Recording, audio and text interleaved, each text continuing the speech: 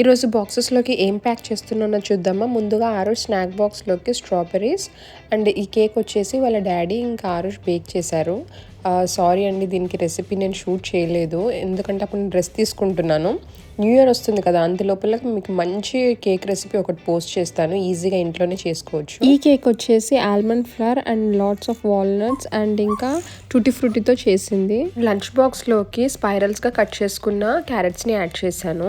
ఇలాంటి kitchen tool ఒకటి దొరుకుతుంది, మనం మంచిగా క్యారెట్ని పీల్ చేసుకొని వాష్ చేసుకొని ఇలా స్పైరల్స్ లాగా కట్ చేసుకోవచ్చు. మనము వెజ్జెస్ ఇష్టపడిన కిడ్స్ ఎవరైనా ఉంటే ఇలా వెరైటీగా మనం అట్రాక్టివ్గా చేసి పెడితే వాళ్ళు తింటారని ఒక చిన్న ఆశ అంతే. కానీ ఆరష్కి క్యారెట్స్ అంటే చాలా ఇష్టం, తినేస్తాడు.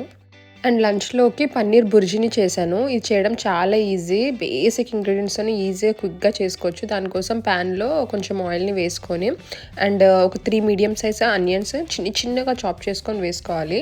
ఈ ఆనియన్స్ని బ్రౌన్ వచ్చే వరకు మంచిగా చిన్న ఫ్లేమ్లో పెట్టుకొని కుక్ చేసుకోవాలి. దాని తర్వాత మేతిని యాడ్ చేస్తున్నాను.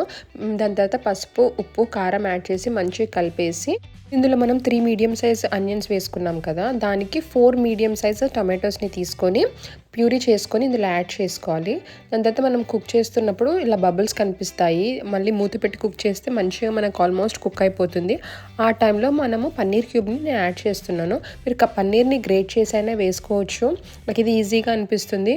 పన్నీర్ క్యూబ్ని యాడ్ చేసిన తర్వాత మూత పెట్టి కొంచెం సేపు కుక్ చేసుకుంటాను, అప్పుడు పన్నీర్ సాఫ్ట్ అయిపోతుంది కదా. దాని తర్వాత దాని పీసెస్లా కట్ చేసుకొని ఇలా ప్రెస్ చేస్తే మనకు మంచిగా బుర్జీ అయిపోతుంది. అది చూడడానికి టెక్స్చర్ కూడా చాలా బాగుంటుంది.